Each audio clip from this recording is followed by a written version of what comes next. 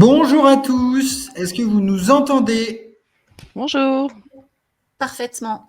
parfaitement? Eh bien, c'est à notre tour. Écoutez, on est ravis de vous retrouver pour ce premier webinaire Corse sur les droits des usagers. On est absolument ravis et on salue tous les moyens qui ont été mis en place et notamment en effet la présence d'une traduction en langage des signes. Alors, je vais partager mon écran, c'est le moment un peu technique. Moi, je suis Alexis Vervial, je suis conseiller santé à France Asso Santé. Je te laisse te présenter, Florence, peut-être pendant que j'essaye de projeter le diaporama. Oui. Alors moi, je suis Florence Navatoni, je travaille à France Asso Santé en tant que coordinatrice adjointe de Santé Info Droit. Donc Santé Info Droit, pour ceux qui ne connaîtraient pas, c'est la ligne d'information juridique et sociale de France Asso Santé qui répond donc à toutes les questions juridiques et sociales des usagers, dès lors qu'il y a un lien avec leur santé, des usagers ou des professionnels ou travailleurs sociaux, associatifs, dès lors qu'ils interviennent pour venir en aide aux usagers du système de santé. Alors, est-ce qu'on voit le diaporama? Oui, Est-ce on le que c'est voit. bon? Ouais. Je l'ai mis en plein écran, donc normalement, c'est bon. Est-ce que tout le monde voit? Ouais. Oui, c'est bien, je pense. Je pense que si c'est Ok. assez lisible pour vous, on voit la dame qui traduit, toi, moi et le PowerPoint, si c'est OK, je pense que. Excellent. Excellent. Bon, j'ai plus accès aux notifications. Je vois que mon PowerPoint du coup, mais tu me diras, Florence, tu n'hésite pas à m'interrompre s'il y a des questions ou des choses pas claires, hein. Ouais. Ouais, OK, ça Ok. marche.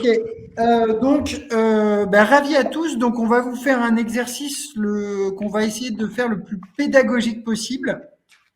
Parce que on sait que le droit, il peut être complexe. Et donc, ce qu'on a fait ensemble pour balayer les droits des usagers dans les établissements de santé, en fait, on a pris un document qui replace un certain nombre de choses de manière très simple. C'est la charte de la personne hospitalisée. Aujourd'hui, c'est, on va dire, la charte officielle pour bien connaître les droits de la personne hospitalisée. Donc, ce qu'on va vous proposer avec Florence, c'est que elle va vous rappeler pour les 11 droits identifiés dans la charte de la personne hospitalisée ce que dit le droit. Donc, vraiment, Florence va, en tant que juriste, vous rappeler les notions importantes du droit pour chacun des 11 droits identifiés.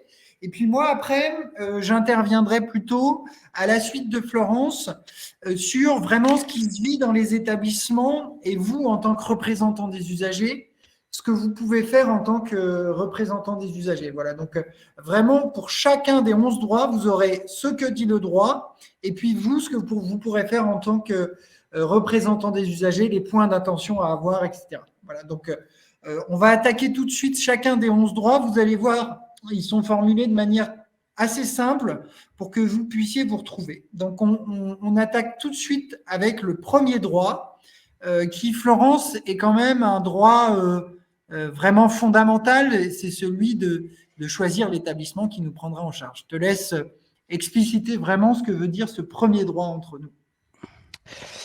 Alors, donc c'est un droit qui est consacré par cette charte. Alors, tout pour compléter un petit peu l'introduction d'Alexis, tous les droits qui sont inscrits dans cette charte sont aussi inscrits dans le code de la santé publique, qui est un peu la bible pour ce qui nous concerne, les relations entre les usagers et les professionnels de santé notamment. Simplement, la charte, c'est une meilleure base pour nous parce que c'est plus, comme disait Alexis, c'est plus simple. Donc, le principe numéro 1, c'est donc toute personne est libre de choisir l'établissement de santé qui la prendra en charge.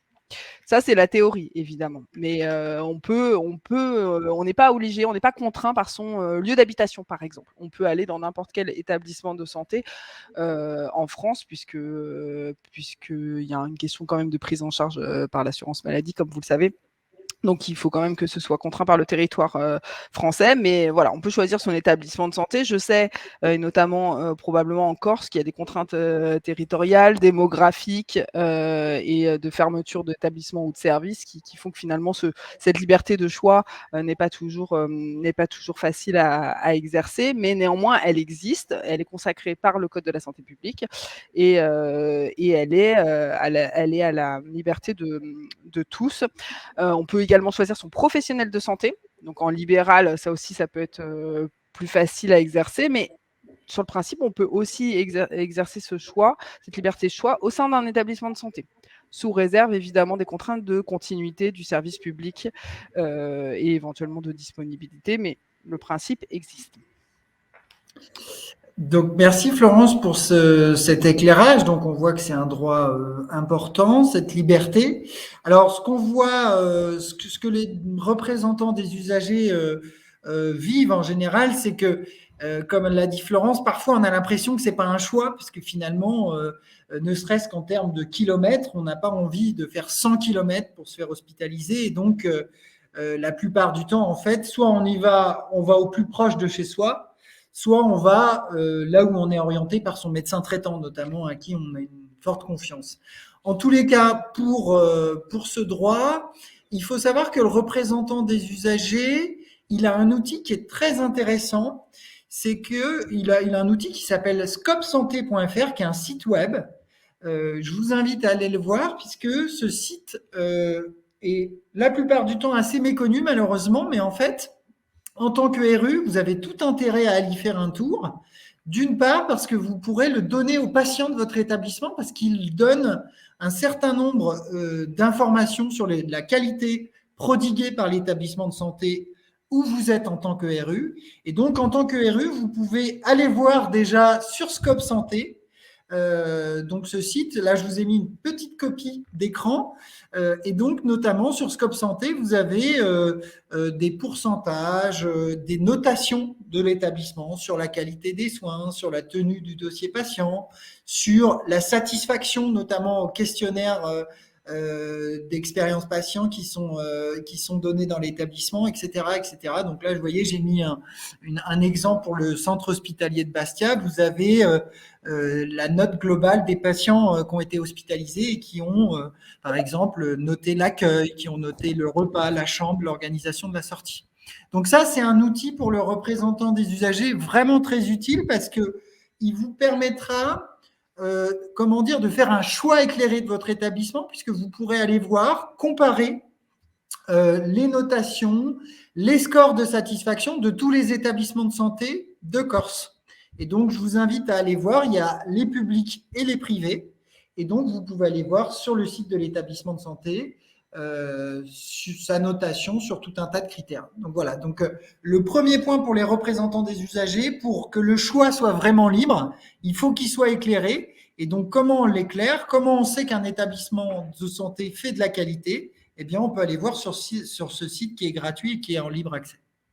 Voilà. Je ne sais pas si, Florence, il y a j'ai entendu des petites notifications. Alors, je ne sais pas comment vous voulez qu'on procède, Amandine. Est-ce qu'on fait des questions au fur et à mesure ou est-ce qu'on... Si vous vous sentez plus à l'aise de faire les questions au fur et à mesure, vous pouvez effectivement, là c'est directement en lien avec votre intervention, donc c'est sûr. Si c'est en lien, on peut prendre. On nous demande, alors oui, on nous demande le choix de l'établissement, même en psychiatrie. Alors, la psychiatrie, évidemment, c'est un peu particulier. Néanmoins, elle existe complètement cette liberté de choix de son établissement, y compris en psychiatrie. Il y a toujours cette sectorisation, mais qui n'empêche pas aux patients de choisir. Après, alors on y viendra sur un autre principe qui est le consentement général aux soins, mais évidemment qu'il y a des hospitalisations qui se font sans consentement et que dans ces cas-là, c'est l'établissement du secteur qui est choisi par les autorités au moment de l'hospitalisation.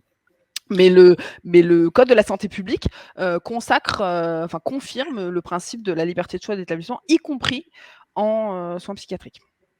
C'est vrai que c'est souvent une question qu'on a, et c'est d'ailleurs, on remercie le public pour cette excellente question.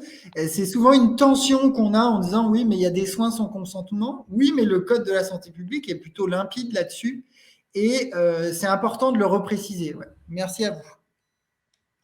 Est-ce qu'il y a d'autres questions? Non, j'en vois pas. Eh bien, si vous le voulez bien, on va tranquillement aller sur le deuxième droit, qui est très important également, qui est les établissements de santé garantissent la qualité de l'accueil, des traitements et des soins. Florence, que nous dit la juriste là-dessus? Alors, que nous dit le droit? Que nous dit le Effectivement, droit? parce que la juriste, elle peut dire plein de choses, très intéressantes. C'est vrai. Ou pas d'ailleurs, mais bon. Alors ça recouvre pas mal de choses. Cette notion de qualité de l'accueil, des traitements et des soins, on peut y mettre un peu tout ce qu'on veut en vrai. Donc évidemment, c'est la possibilité d'avoir un traitement et des soins appropriés, de bénéficier d'une sécurité sanitaire, c'est-à-dire d'avoir les meilleurs soins qui nous préservent de tout accident médical, infection iatrogène, infection nosocomiale, etc. De bénéficier aussi de tous les traitements possibles pour apaiser ses souffrances. La prise en charge de la douleur, c'est vraiment une notion qui est consacrée par le Code de la santé publique également. Donc ça recouvre énormément de choses. Également de bénéficier d'une fin de vie digne. On en parlera aussi à l'aune d'un autre principe consacré par la charte. Mais voilà, ça recouvre pas mal de choses et c'est des principes vraiment les tout premiers principes du Code de la santé publique. C'est vraiment leur ordre de passage, on va dire, dans le Code signifie bien, et d'ailleurs c'est le deuxième dans la charte aussi, que c'est fondamental pour les patients de bénéficier de soins de qualité et des traitements et soins appropriés. Merci Dans Florence. la vraie vie, Alexis, comment ça se passe? Dans la vraie vie, eh ben, ce que dit le droit, c'est vrai que c'est un principe fort. Dans la vraie vie, c'est vrai que on voit des différences importantes. Vous les vivez hein, vous-même. Il suffit que vous discutiez avec vos proches et que vous échangiez. On a tous l'exemple de différentiels, de prise en charge très différentes suivant les établissements. Alors, ce qui est pas mal, c'est qu'aujourd'hui, on a un outil quand même majeur en tant que représentant des usagers. Le médecin tout à l'heure du centre hospitalier en a parlé, ça s'appelle la certification des établissements de santé. La certification, pour faire simple, en fait, c'est l'évaluation, si vous voulez, d'un établissement de santé par une autorité de santé, qu'on appelle la haute autorité de santé, dite HAS. Ce qu'il faut que vous reteniez là-dedans, c'est que en fait, aujourd'hui, on a quand même cet outil-là qui permet d'évaluer la qualité et d'évaluer que cette qualité de l'accueil, des traitements, des soins est bonne et maximale et le plus possible. Et donc, vous, en tant que représentant des usagers, ça a été dit par le représentant médical de l'établissement tout à l'heure, eh bien, vous pouvez être sollicité. Vous pouvez participer à cette démarche qui est très importante. C'est une démarche très importante et aussi très imposante. C'est pas les directions et les médecins qui vous diront l'inverse, mais ça vous permet d'évaluer où est-ce qu'en est votre établissement, où est-ce qu'il en est sur ces différentes pratiques, sur un certain nombre de garanties, et notamment, on va le voir, mais il y a des onglets sur les droits des patients. Et donc, cette certification, il y a un nouveau manuel qui vient de paraître, et donc voilà, c'est vraiment un outil à mobiliser par les représentants des usagers. Alors, je vous ai mis pour l'exemple des exemples de critères qui sont regardés par la haute autorité de santé pour évaluer un établissement de santé. Et donc, le représentant des usagers, il pourra être particulièrement vigilant au chapitre 1 de cette certification. Vous voyez, je vous ai mis les 4 objectifs que vont regarder les experts de la haute autorité de santé. Donc, on va vérifier que le patient est bien informé et que son implication est recherchée. Donc ça, c'est un point très important, l'information. On va vérifier que le patient est respecté. Donc, il y a une notion évidemment de dignité, on y reviendra. On souligne également dans la certification, les experts de l'HAS vont regarder si les proches et les aidants sont associés à la mise en œuvre du projet de soins. Vous savez que c'est très important aussi de l'entourage. Il n'y a pas que l'accueil du patient lui-même, donc il y a son entourage. Et puis il y a le travail autour des conditions de vie et du lien social dans le cadre de sa prise en charge. Donc, vous voyez, on n'est pas seulement sur des indicateurs cliniques, on est aussi sur des indicateurs, j'allais dire, sociaux, de relationnel, de lien avec les soignants.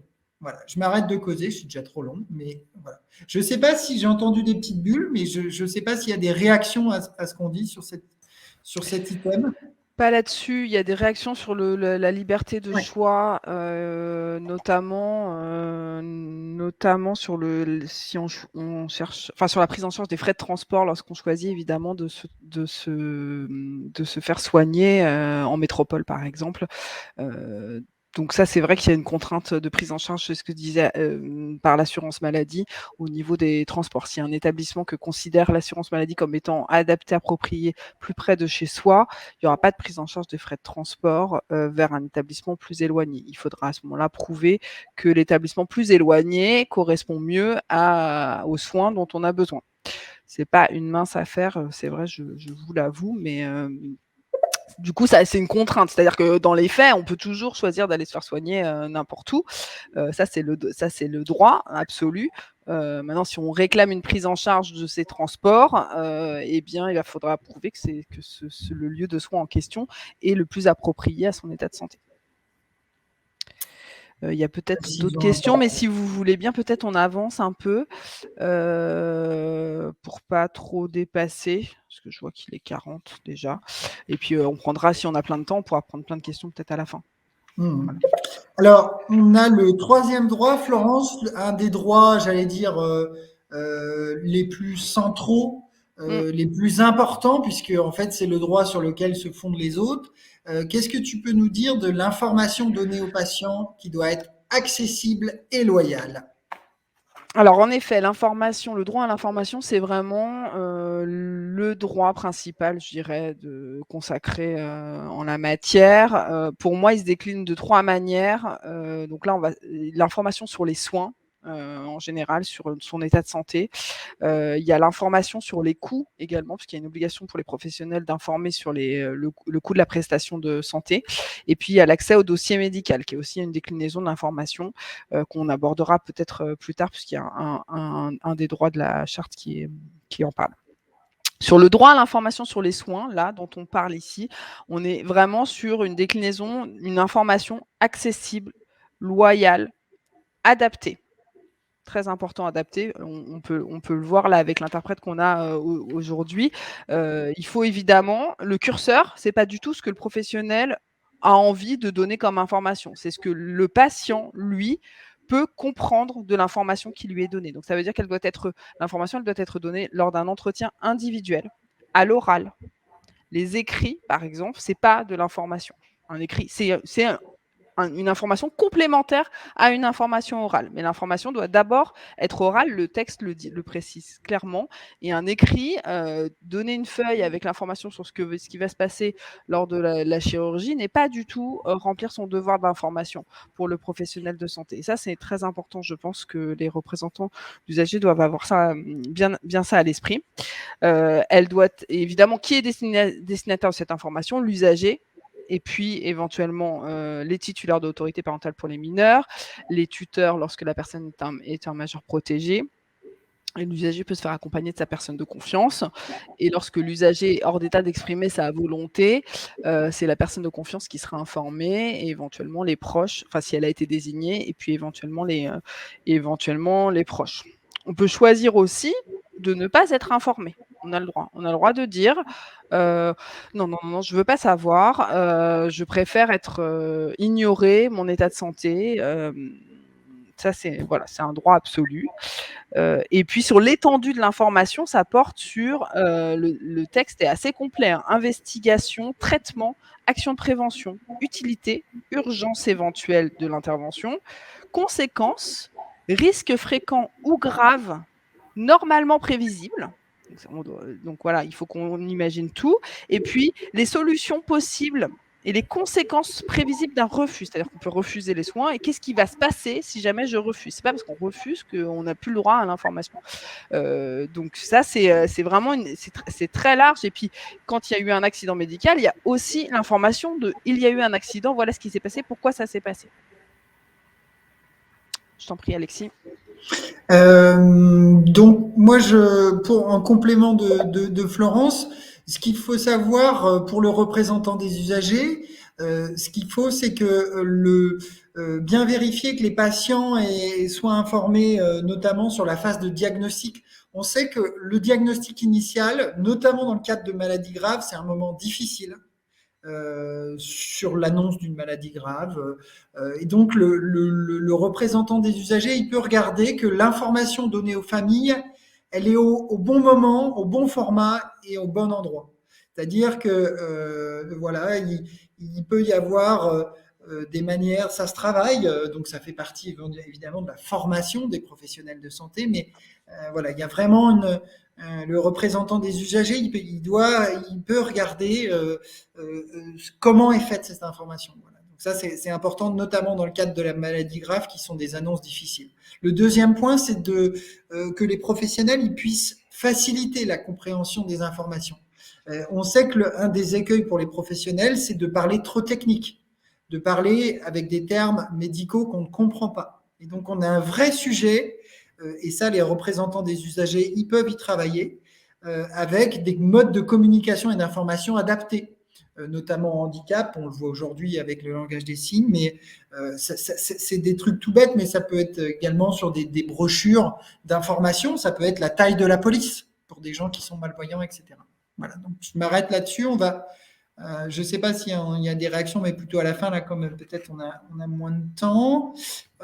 On avance, Florence, Oui. sur la question alors, autre droit majeur, avec l'information qui va, d'ailleurs, l'un ne va pas sans l'autre, le consentement libre et éclairé du patient. Oui. Ben, c'est complètement le corollaire du droit à l'information. C'est-à-dire que sans information accessible, loyale, adaptée, il ne peut pas y avoir de consentement libre et éclairé. Donc ça veut dire que le patient peut librement choisir ou non de bénéficier du soin qui lui est proposé par le professionnel. Et pour pouvoir choisir ce soin-là, il lui faut avoir une information claire. Donc à ce principe-là, il y a donc cette information, elle doit toujours ce consentement, pardon, il doit toujours être fait lors d'un échange avec le professionnel de santé, évidemment.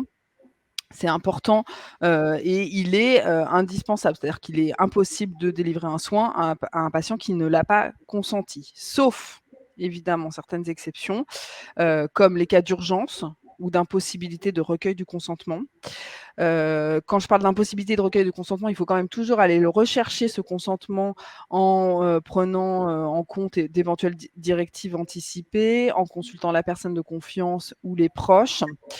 Il y a dans le cas des mineurs, il est possible aussi pour le mineur de s'opposer à ce que ses parents, enfin les tuteurs de l'autorité parentale, soient informés de son état de santé et donc qu'il puisse consentir tout seul par lui-même à partir d'un certain degré de maturité, puisse consentir par lui-même sans l'accord de ses parents à un soin.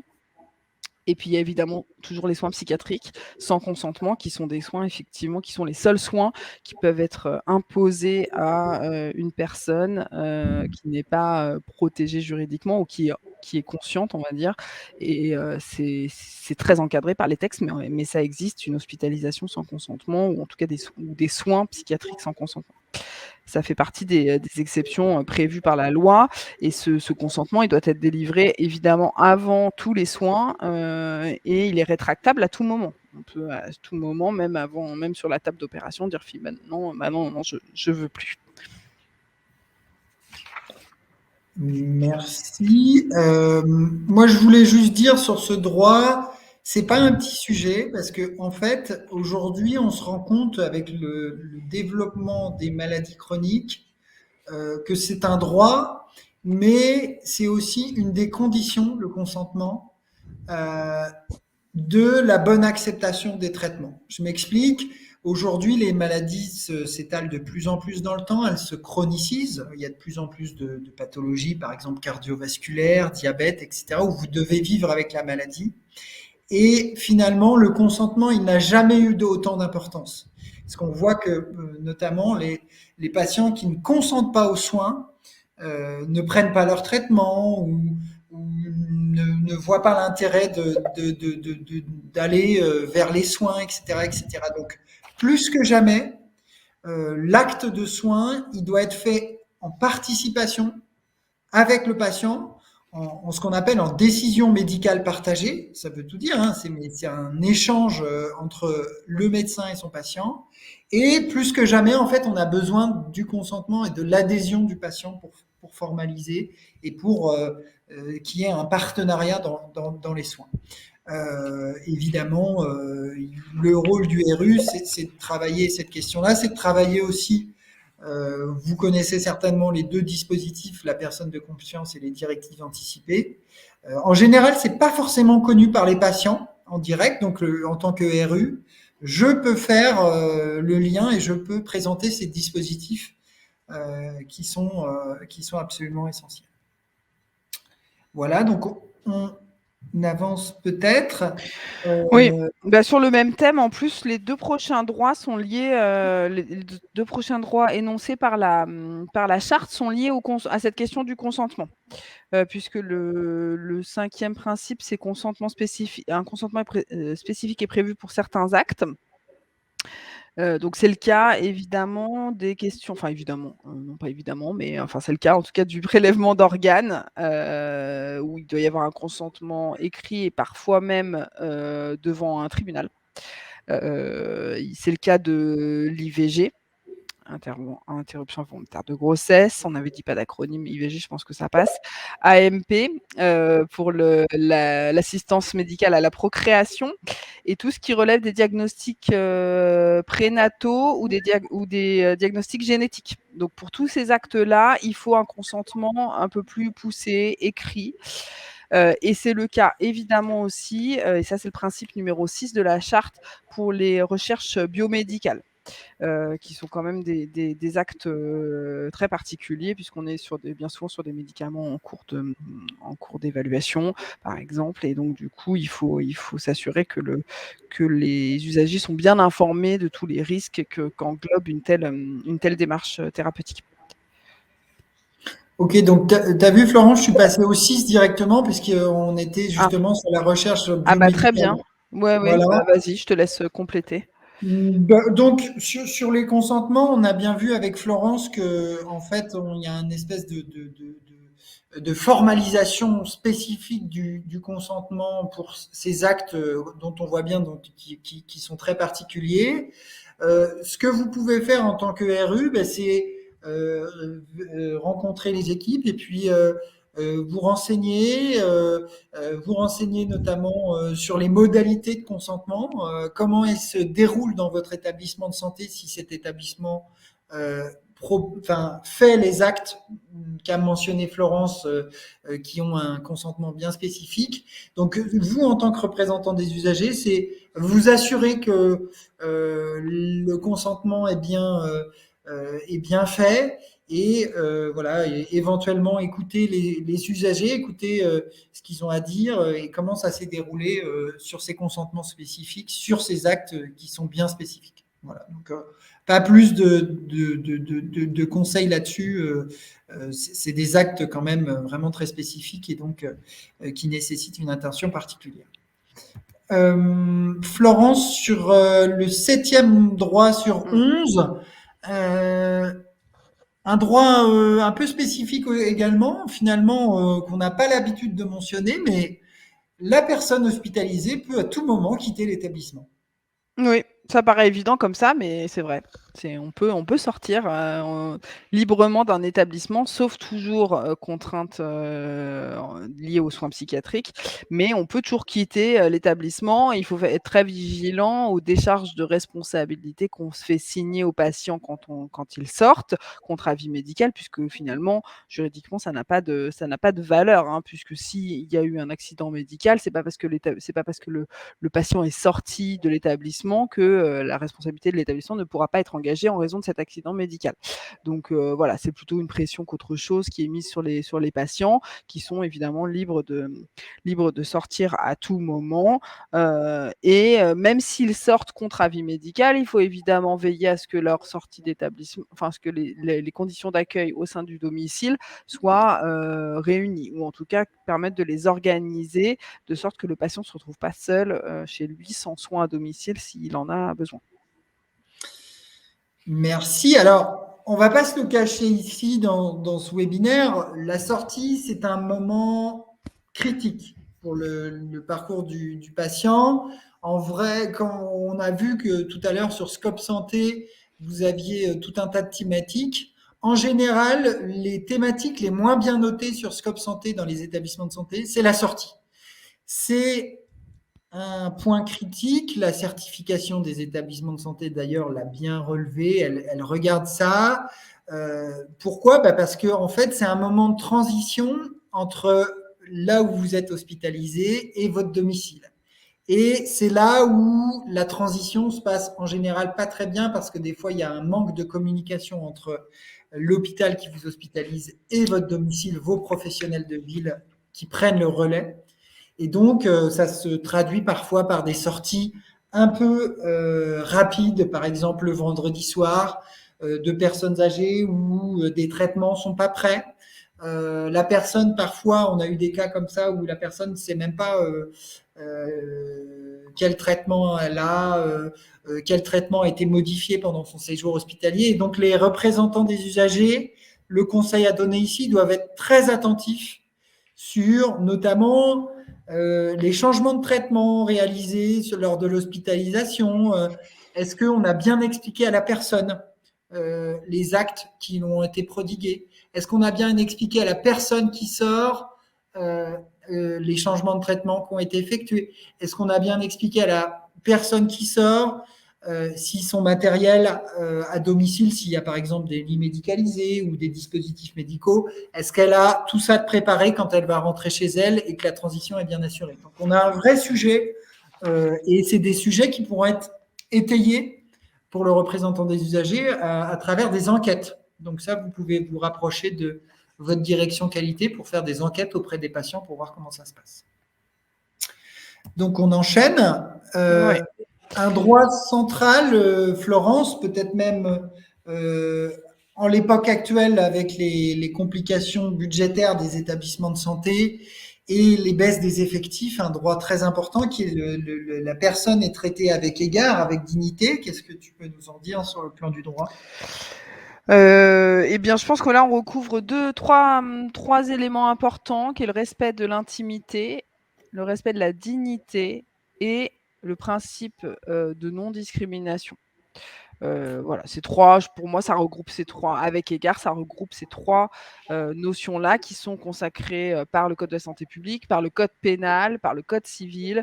Voilà, on est très bien encadré à ce niveau-là, donc il faut pas mollir. La dignité, c'est important dans les soins, évidemment, et puis la discrimination, on recouvre alors tout ce qu'on connaît déjà assez bien, la couleur de peau, la religion, le sexe, l'orientation sexuelle, mais on a aussi, pour ce qui nous préoccupe souvent, la protection sociale, c'est-à-dire qu'il s'agit de traiter de la même façon quelqu'un qui a une complémentaire santé ou quelqu'un qui n'en a pas, ou quelqu'un qui a la complémentaire santé solidaire ou l'aide médicale d'État. Voilà, il s'agit de traiter tout le monde de la même façon, quels que soient ses moyens financiers et sa protection sociale.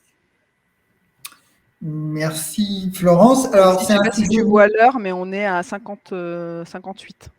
Ah, donc on va accélérer. Très rapidement, les points d'attention pour le représentant des usagers, évidemment la dignité, l'intimité, ça a été dit, dans les couloirs notamment, la question de l'infantilisation des personnes, la question de la propreté des locaux, c'est aussi une question de dignité, les fondamentaux d'hygiène, hydratation, accompagnement aux toilettes, y compris la nuit, etc. Donc c'est tout un tas de sujets auxquels les représentants des usagers ont tout à fait un regard à avoir. Le respect de la vie privée, très important. On peut enchaîner, ouais, avec ça va ensemble, intimité, dignité, et puis respect de la vie privée, du secret des informations qui nous concernent. Donc attention, dans les établissements de santé, il y a un partage d'informations qui est fait, qui est prévu par les textes, donc c'est légal, mais néanmoins la personne peut s'y opposer. Encore faut-il qu'elle sache que ce partage d'informations existe, mais elle peut s'y opposer. Et puis attention aussi au système d'informatisation des données de santé, notamment dans les établissements de santé. J'insiste parce que parfois on peut être pris en charge dans un service X, et puis il y a notre voisine qui travaille dans le service Y, et il se trouve que du coup, comme les services informatiques ne sécurisent pas trop de service en service, eh bien la voisine Y, elle peut consulter tranquillou le dossier médical quand on a été en service X. Donc voilà, je pense que les RU, mais je te laisse Alexis là-dessus, peut-être ont une vigilance là-dessus. Très rapidement, oui, vous pouvez vous assurer du respect de la confidentialité des données dans la totalité des secteurs de l'hôpital. Donc, ça comprend la confidentialité informatique, comme l'a dit Florence, vos données médicales informatisées, mais également dans les couloirs ou dans les salles d'attente, sur l'éventuelle évocation de votre pathologie, etc. Vous avez le droit au respect de la vie privée, et c'est ça que les RU peuvent regarder spécifiquement. Sur l'accès aux informations le concernant. Donc, c'est un peu une variante du droit à l'information, ça, j'ai l'impression, Florence, là-dessus. Oui, c'est l'un des. On fête bientôt l'anniversaire de la loi du 4 mars 2002. C'est l'une des grosses consécrations d'il y a 20 ans. C'est-à-dire que maintenant, on n'a plus besoin de passer par son médecin traitant pour accéder à son dossier médical. Donc ça, c'est une grosse nouveauté qui fonctionne assez bien. Au sein des établissements de santé, voilà, on est sur un accès direct avec un délai de réponse de 8 jours pour les informations qui datent de moins de 5 ans. Et de 2 mois lorsque les informations sont plus anciennes. Donc voilà, il faut veiller au respect de ces règles-là, et notamment la question de la facturation aussi peut poser difficulté. Nous, on a sur Santé Info Droit, par exemple, pas mal de retours de gens à qui les établissements réclament le paiement d'un forfait, parce que les frais de copie et d'envoi sont à la charge de l'usager. Donc ça, ok, c'est prévu par les textes. En revanche, demander un forfait, alors même qu'on ne sait pas à l'avance combien de copies on va devoir payer, enfin on va obtenir en retour. Voilà, c'est quelque chose auquel il faut veiller au sein des établissements. Alors moi, rien de plus à ajouter là-dessus. Veillez juste à ce que quand l'information est demandée, elle soit bien donnée aux usagers, et donc le représentant des usagers peut avoir son regard là-dessus. Dernier point sur finalement le fait que la personne hospitalisée peut donner ses observations sur les soins et l'accueil. Oui, bien sûr. Et ça, les représentants d'usagers sont en première ligne, évidemment. C'est consacré par le Code de la santé publique, toujours, la possibilité d'exprimer ses observations sur les soins et sur l'accueil. C'est le fondement même, d'ailleurs, de l'existence du RU et de la commission des usagers, ancienne CRUC-PC, effectivement, qui est là pour recueillir les observations et les plaintes et réclamations des usagers. Très rapidement, le RU, il a 3 fonctions principales. Il peut s'assurer que les contacts des représentants des usagers et des assos de patients soient facilement accessibles par l'établissement, avec par exemple les contacts des informations, de la permanence, notamment sur le site internet ou dans le livret d'accueil. C'est pas encore automatique dans tous les établissements. On peut s'assurer qu'il y a des enquêtes de satisfaction mises en place en tant que RU, puisque finalement, c'est intéressant pour l'établissement d'interroger les patients sur leur expérience, leur vécu des soins. Et enfin, on peut s'assurer que le patient est informé des modalités lorsqu'il souhaite faire une réclamation ou déclarer un événement indésirable, et donc s'assurer que le patient a bien accès à ce type d'informations et qu'il peut faire des réclamations en bonne et due forme. Voilà, je crois j'entends des petits bip-bip. Est-ce que à ce stade, il y a des questions Je n'en ai pas vu. Amandine, peut-être, je ne sais pas si tu... Il y a beaucoup de gens qui disent merci et qui nous ont laissé entre-temps. Alexis, je suis désolée de te décevoir. On a perdu à peu près 15 participants entre le début de notre présentation. D'accord, c'était pas si pédagogique. Je ne sais pas comment on doit prendre cette information. Alors, je pense en tout cas que les personnes qui ont regardé ont beaucoup apprécié, parce qu'il y a eu beaucoup de retours positifs. Ouais. A priori, pas d'autres questions, mais d'après ce que je lis, les modalités de recours intéressent. Donc, peut-être qu'on aura davantage de questions en suivant. Ok, Florence, je te laisse la main et je suis le passeur de PPT. Eh bien, les modalités de recours, c'est alors la base, c'est d'accéder à son dossier médical. Donc ça, c'est ce qu'on a vu un peu plus tôt. On ne peut rien faire sans son dossier médical. Donc ça, c'est la première démarche que doit faire toute victime ou toute personne qui réclame quelque chose auprès de l'établissement. Et puis après, les démarches, ça va dépendre un petit peu de l'objectif que l'on poursuit. Est-ce qu'on souhaite sanctionner le professionnel de santé qui nous a causé un préjudice, un dommage? Est-ce qu'on souhaite être indemnisé pour ces préjudices que l'on a subis, c'est-à-dire les voir être réparés financièrement? Est-ce qu'on souhaite comprendre, savoir ce qui s'est passé? Ou est-ce qu'on souhaite signaler des dysfonctionnements, contribuer à l'amélioration de la qualité des soins au sein de l'établissement? Tous ces objectifs-là peuvent se mener évidemment concomitamment, c'est pas l'un ou l'autre, hein, mais voilà, il faut, pour savoir quel recours on va engager, il faut savoir ce qu'on veut. Peut-être que Alexis, tu peux lancer la page d'après. Voilà. Donc on a fait des petits schémas. Donc si par exemple on souhaite, si on veut engager une démarche non indemnitaire, c'est-à-dire ne pas avoir réparé ses préjudices en cas d'accident médical par exemple, on peut choisir la sanction du professionnel, la sanction disciplinaire. Donc là, on va saisir le conseil de l'ordre concerné, ou alors on va saisir le directeur de l'établissement de santé lorsque c'est un professionnel qui exerce en établissement. Où on peut choisir la sanction pénale, sachant que la sanction pénale, il faut quand même qu'il y ait une infraction pénale derrière tout ça. Et les infractions pénales, elles sont listées par le code pénal. Elles sont pas, on choisit pas quel type d'infraction on a pu commettre. Donc c'est rare quand même dans les cas d'accident médical de voir la responsabilité pénale engagée. Mais ça peut se produire évidemment.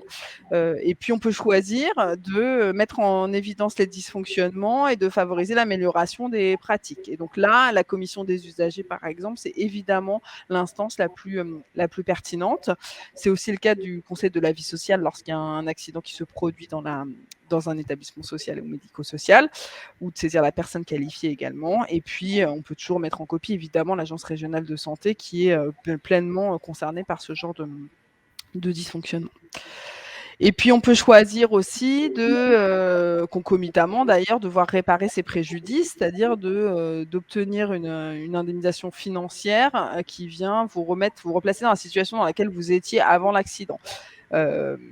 Et donc là, à ce moment-là, on peut engager une démarche amiable auprès de l'établissement de santé ou du professionnel, c'est-à-dire que lui va saisir son assurance en responsabilité. Tous les professionnels, tous les établissements ont une assurance. Et donc, à ce moment-là, il y a une expertise qui peut être menée pour évaluer ce qui s'est passé, puis les préjudices qui peuvent être réparés.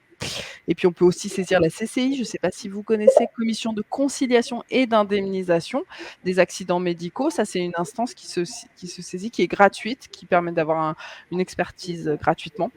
Et puis, qui peut ensuite permettre aux professionnels de vous indemniser. Et enfin, les juridictions de droit commun, ce qu'on appelle, c'est-à-dire c'est le tribunal, un tribunal administratif quand l'établissement de santé est un établissement public, et tribunal judiciaire lorsqu'il s'agit d'un établissement privé.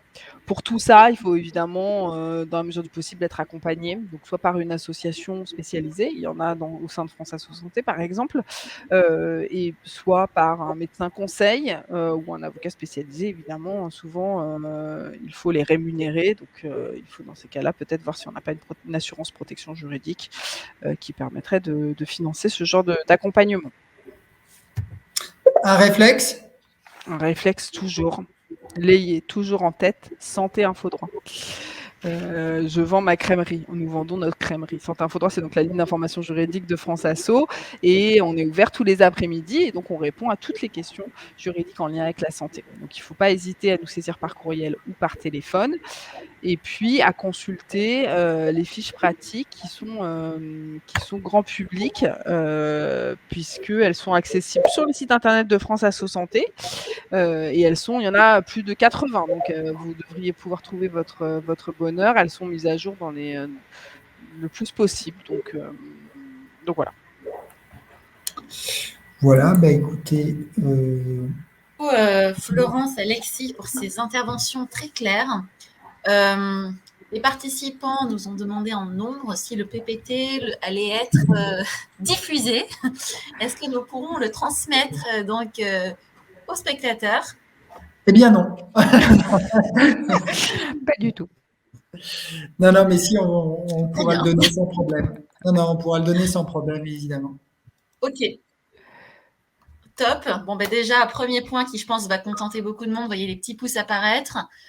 Deuxième question de fond, qui est est-ce que l'établissement peut refuser de donner son dossier médical quand une personne formule la question, en tout cas formule la demande?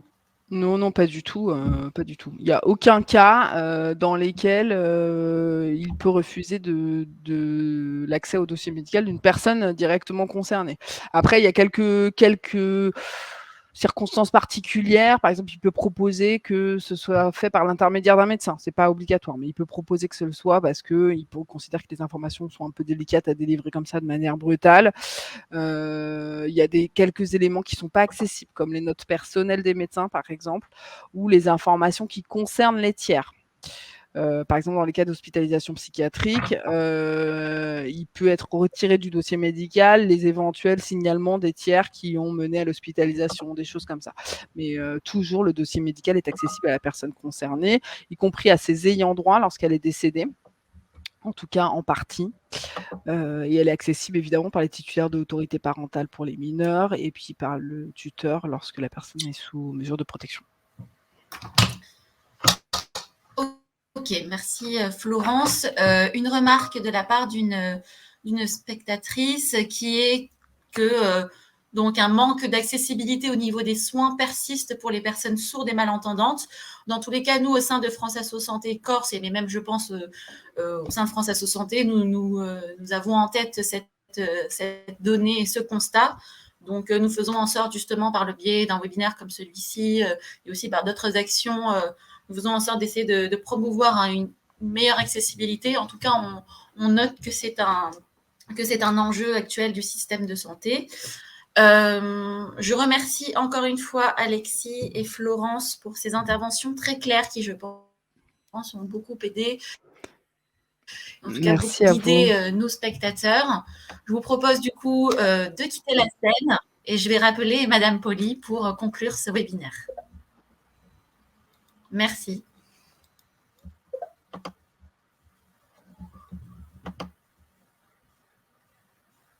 Alors, Madame Poli, je pense qu'il n'y a pas votre micro, si Christelle est par ici, pour activer le micro. Oui. Dans un premier temps, je voudrais présenter toutes mes excuses pour parfois un réseau qui était un petit peu défaillant. Sur la fin, c'était bien mieux et j'espère que vous nous en excuserez. Pour nous, c'était une grande première, mais ça ne sera pas une dernière. Nous comptons en 2022 nous atteler et continuer ce genre de webinaires qui sont d'abord fort intéressants et fort enrichissants pour nous, les représentants des usagers. Donc, à l'issue de ce temps d'échange, je voudrais remercier tous les participants ainsi que toutes les personnes inscrites. Nous ne manquerons pas de revenir vers vous pour toutes les questions qui n'ont pas été abordées. Nous nous retrouverons certainement en 2022, toujours au plus près des patients, des familles et des usagers. Et je vous souhaite, en mon nom et en nom de France Asso Santé Corse, de passer de très bonnes fêtes de fin d'année, de prendre soin de vous et surtout de respecter les gestes barrières. Nous en avons énormément besoin. Pace e salute a tutti. À très bientôt. Bonne soirée.